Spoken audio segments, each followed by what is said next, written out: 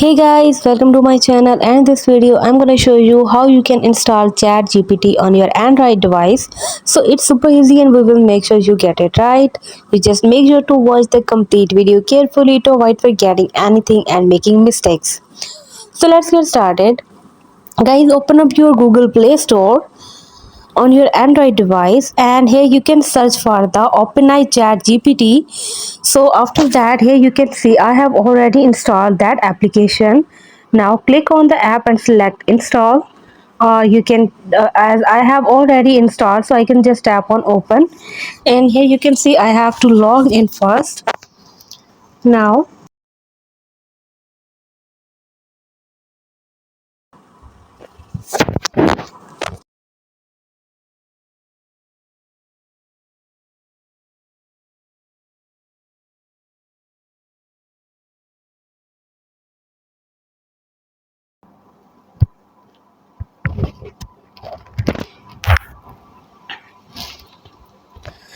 and here you can see I have entered my number, and after that your Chat GPT will be logged in your account.